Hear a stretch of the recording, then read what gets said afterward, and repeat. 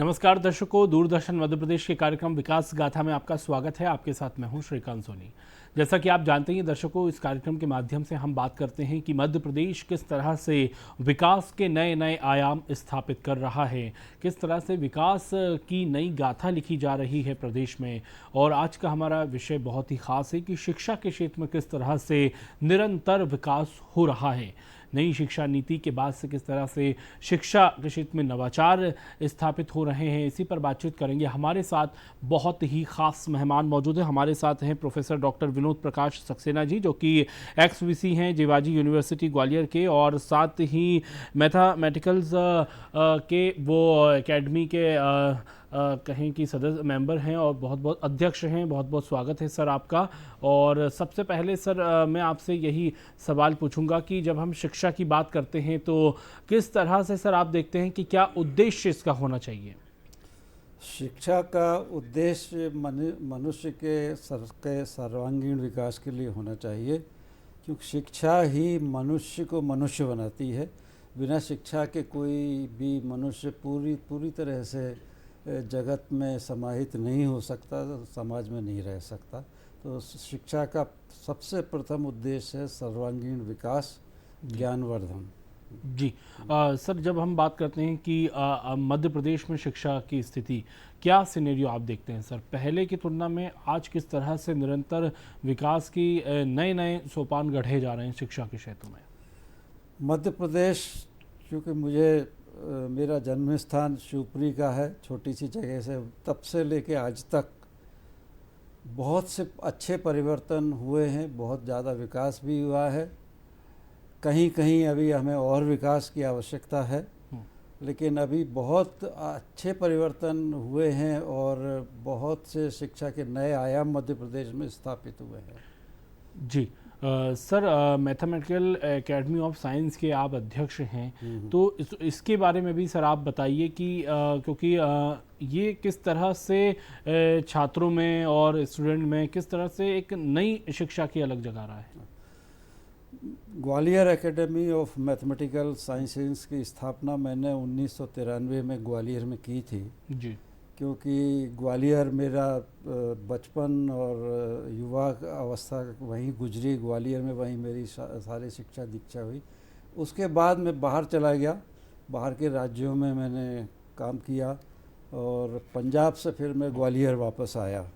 तो मुझे लगा कि मध्य प्रदेश में उच्च शिक्षा के क्षेत्र में, विशेष रूप से गणित के क्षेत्र में बहुत कुछ करने की आवश्यकता है। तो क्या नवाचार हुए सर गणित के क्षेत्र? तो मैंने ये किया कि ग्वालियर एकेडमी की स्थापना करके विभिन्न जो महाविद्यालय थे हमारे जीवाजी विश्वविद्यालय के, उनमें सम्मेलन आयोजित किए, छात्रों को उसमें बुलाया और उनको गणित के नए नए जो क्षेत्र हैं उनके बारे में जानकारी दी कि आधुनिक समय में गणित कहाँ जा रहा है। उसका ये लाभ हुआ कि विद्यार्थियों की गणित में रुचि बढ़ी।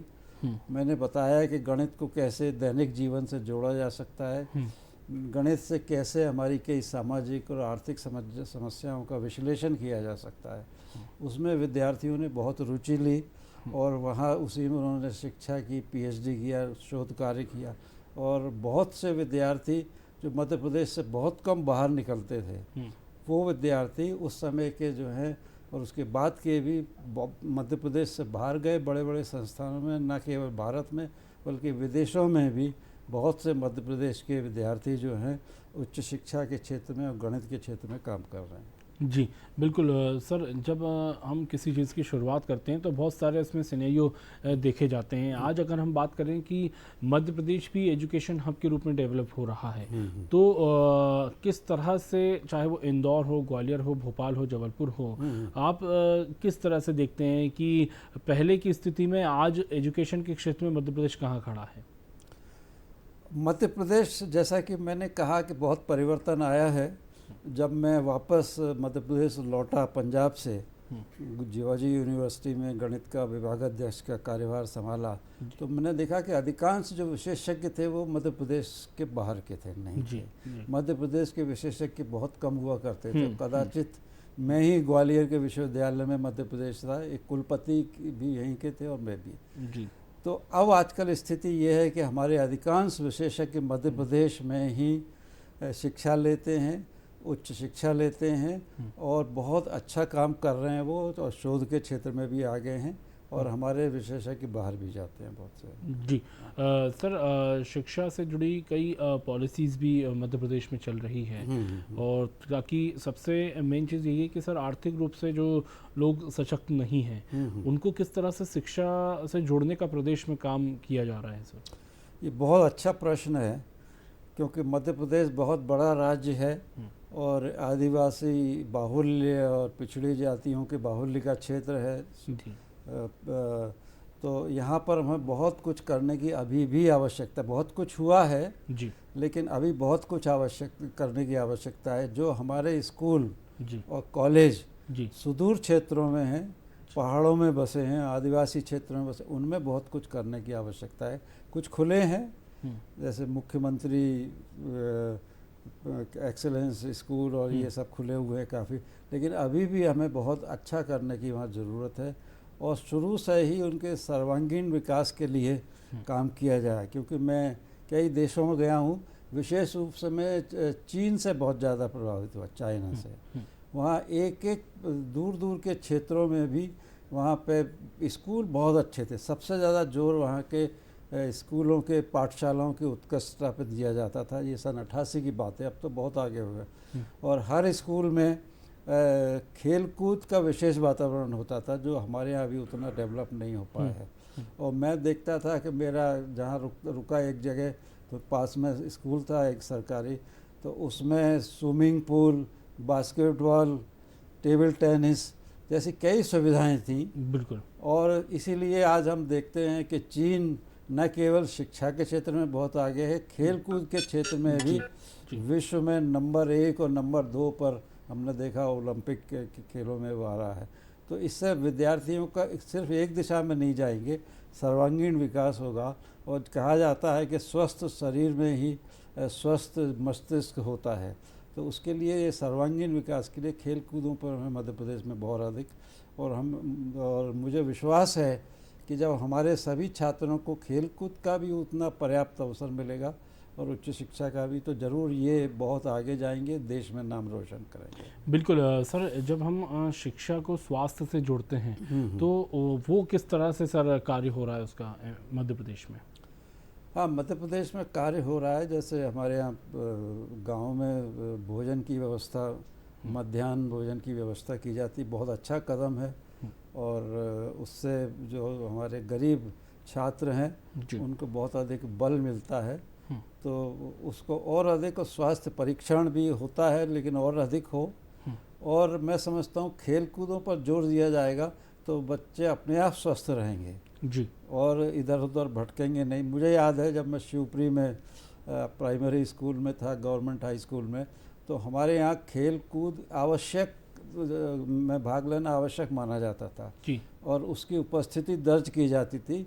और परीक्षा में छात्रों को तभी ये बैठने दिया जाता था जबकि खेल कूद में भी उनकी उपस्थिति पर्याप्त हो। जी, बिल्कुल सर, जो कंपैरिजन आपने बताया कि स्पोर्ट्स एक्टिविटीज़ और जिस तरह के मतलब खेल कूद से जुड़ी प्रतियोगिताएं हैं वो अगर होगी तो बच्चे निश्चित रूप से स्वस्थ होंगे और उनकी शिक्षा पर भी विशेष अच्छा प्रभाव पड़ेगा। अब मैं आपसे ये जानना चाहता हूँ सर कि जो हमारी नई शिक्षा नीति आई है वो किस तरह से और सशक्त शिक्षा पर जोर डालती है?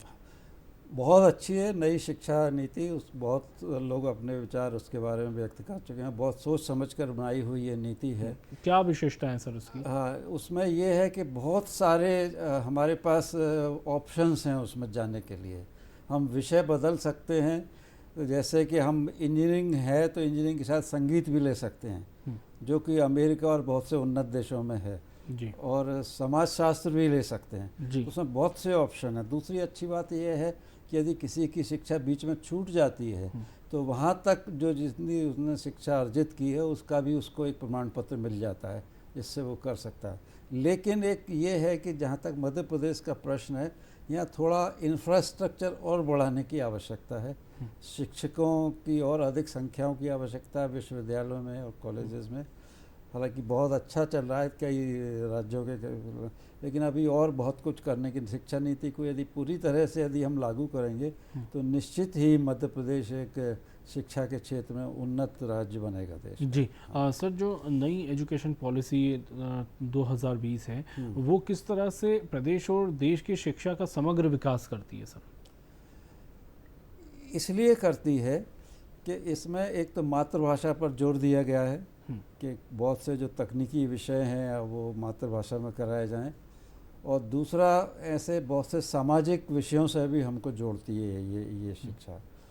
और उसमें ये भी है कि हमारे बहुत से जो जटिल विषय हैं उनको भी उन्हीं अपने समाज से जोड़कर पढ़ाया जाए तो लोग, हमारे छात्र अधिक रुचि लेंगे, उनको लगेगा कि हमारे जीवन में सुधार होगा इस शिक्षा से। तो नई शिक्षा में इसकी बहुत गुंजाइश है, इसलिए बहुत ही अच्छा कदम है ये। जी।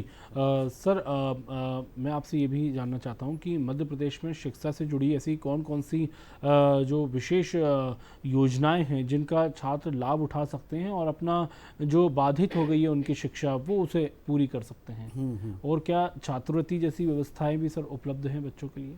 हाँ, छात्रवृत्ति की व्यवस्थाएं बहुत हैं मध्य प्रदेश में। मैं देख रहा हूँ कि बहुत सालों से तकनीकी क्षेत्र के छात्रों को भी सरकार की तरफ से, विशेष रूप से पिछड़े वर्ग, आदिवासी और समाज और पिछड़ी जाति के लोगों को छात्रवृत्तियाँ मिलती रही हैं। तो बहुत अच्छा कार्य हो रहा है और इसको और बढ़ाया जा सकता है। और विशेष रूप से हमको अलग से छात्राओं के लिए ज़्यादा ध्यान देने की यहाँ आवश्यकता है। हम सभी छात्राओं को हम और ज़्यादा, किया जाता है, और ज़्यादा प्रोत्साहित करें जी, क्योंकि अभी नारी शक्ति का युग है तो उस पर हम और ध्यान दें। तो मध्य प्रदेश की छात्राएं बहुत सक्षम हैं।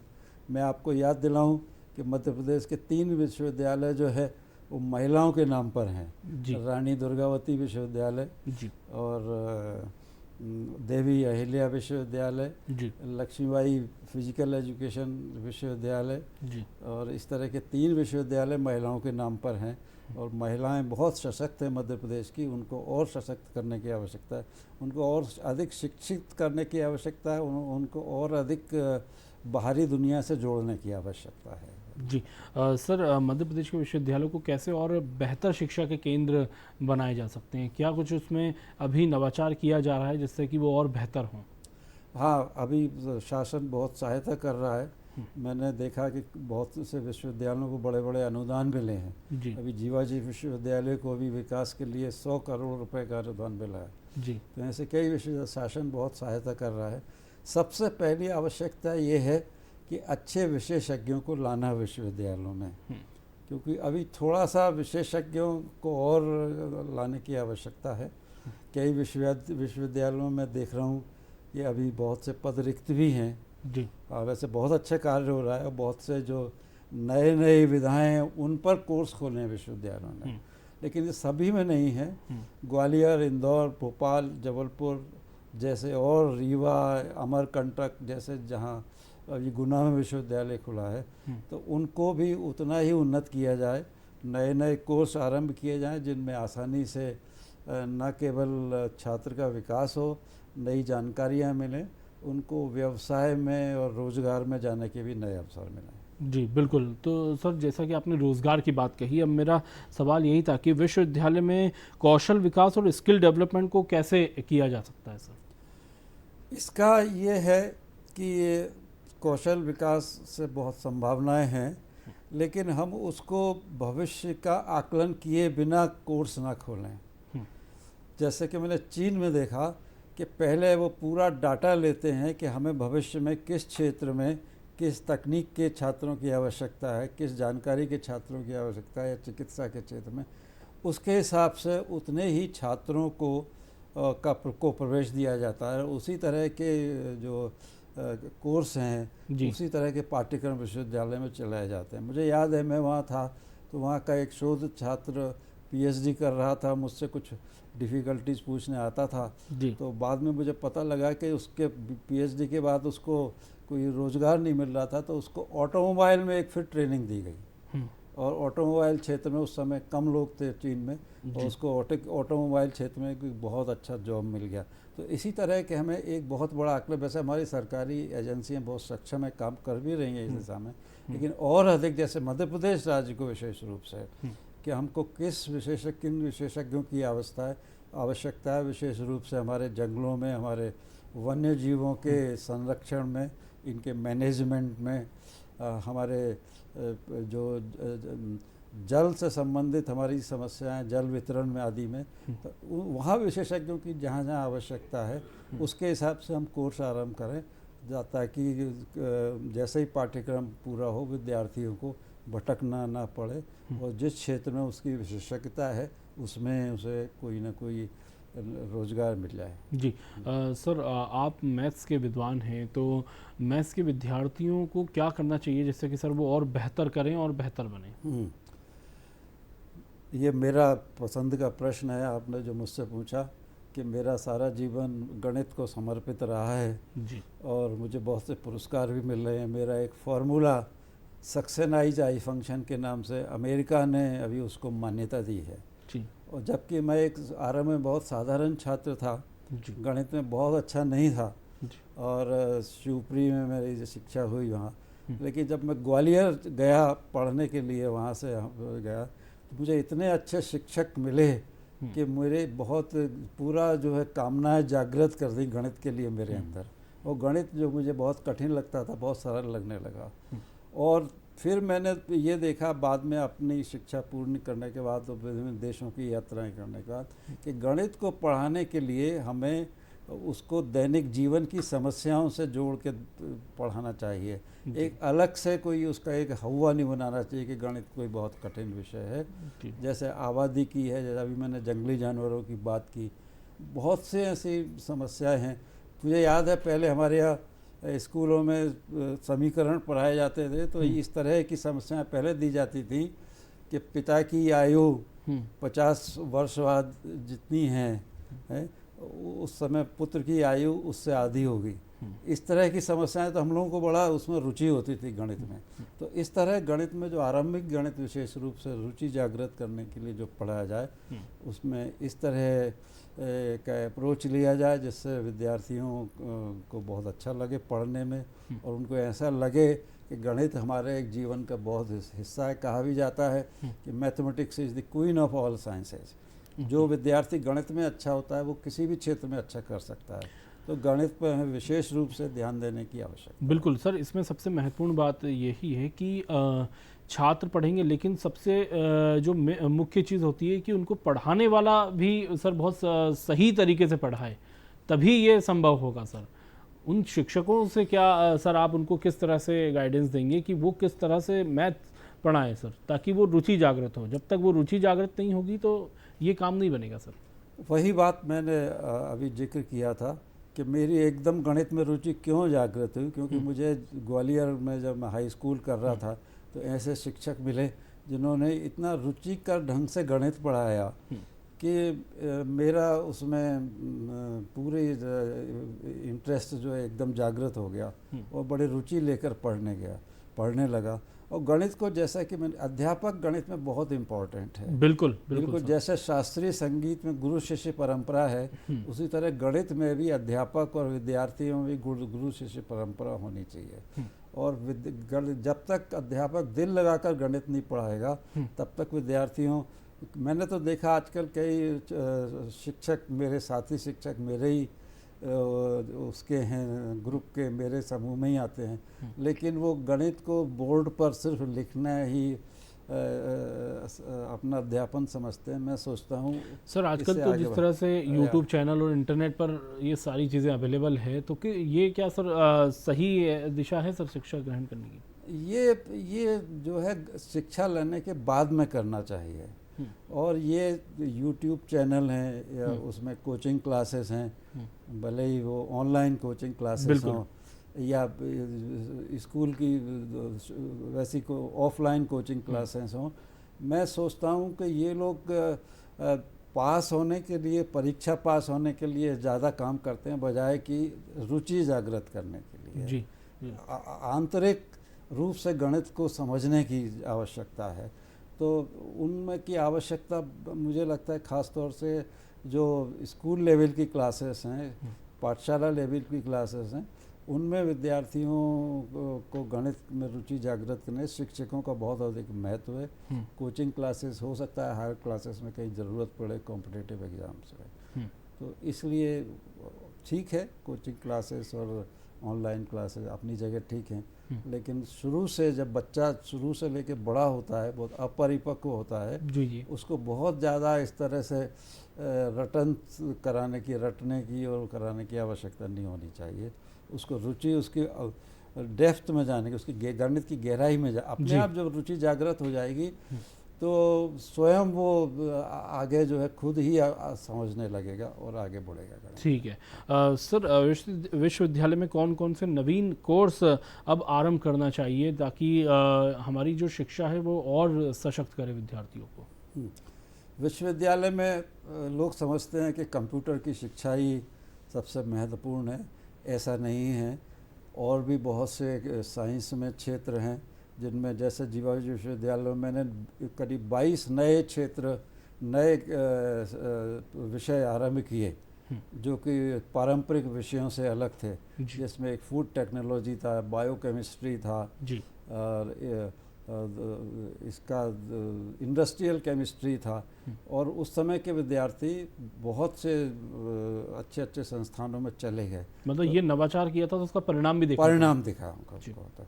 इसी तरह विश्वविद्यालयों में नए नए और गणित जैसे विषय हैं जो विषय अपने जो मूलभूत गणित है, मूल गणित है, उसके साथ उसके उपयोग ना, विशेष रूप से एमएससी में मैंने एक नई विधा उसमें जोड़ी थी एमएससी के पाठ्यक्रम में, प्रोजेक्ट की जी। मैं गणित पढ़ाने के साथ साथ विद्यार्थियों से कहता था कि आप अपने सामाजिक जीवन से, दैनिक जीवन से, रियल लाइफ से कोई ऐसी प्रॉब्लम बनाओ जिसका गणितीय प्रतिरूपण करो और उसको हल करो जी। जैसे आबादी जानवरों की इस समय कितनी है, किस रेट से बढ़ रही है, उनको किन किन परिस्थितियों की आवश्यकता है, उसके समीकरण बनाइए आप और उन समीकरणों को हल करिए और बताइए कि भविष्य में इन जानवरों की जनसंख्या की क्या स्थिति है। जो कई बार हमारे बहुत से जानवर विलुप्त होते जा रहे हैं, तो उन पर भी काफ़ी कार्य मैंने देखा। मैं पनामा में था, जो यूनेस्को का स्मिथसोनियन सेंटर है, वहाँ पर मैंने कई लेक्चर दिए, तो वहाँ देखा मैंने बहुत से देशों के इस तरह के गणितीय प्रतिरूपी और कंप्यूटर पर बेस्ड मॉडल थे। उसकी भारत में बहुत ज़्यादा आवश्यकता है। तो ऐसे नए विषय लेना चाहिए जिससे हमारा पर्यावरण सुधरे, जिससे हमारा प्रदूषण की समस्याओं का हल निकले, क्योंकि प्रदूषण भी बहुत ज़्यादा अधिक हो रहा है। मैं एग्रीकल्चर यूनिवर्सिटी में भी था, तो उसमें भी खेती से जुड़ी हुई समस्याएं बहुत सी थी कि जो फसलों को बीमारियां लगती हैं, उसका भी हमने कंप्यूटर और गणित से अध्ययन किया। तो इस तरह के विषय लेना चाहिए जो हमारे लिए लाभकारी भी है और विद्यार्थियों के लिए रुचिकर भी। बिल्कुल, विद्यार्थियों की रुचि के हिसाब से ही वो सब्जेक्ट सेलेक्ट करें जिससे कि उनको आर्थिक रूप से भी मजबूती वो प्रदान करे। तो शिक्षा के क्षेत्र में कई ऐसे नवाचार हो रहे हैं जिससे लगातार विद्यार्थियों को रोजगार से जोड़ा जा रहा है ताकि वो आर्थिक रूप से सशक्त हो। बहुत बहुत शुक्रिया सर, आपने दूरदर्शन मध्य प्रदेश के इस कार्यक्रम में सहभागिता की। दर्शकों, इस कार्यक्रम में इतना ही, आप जुड़े रहिए हमारे साथ। नमस्कार। नमस्कार।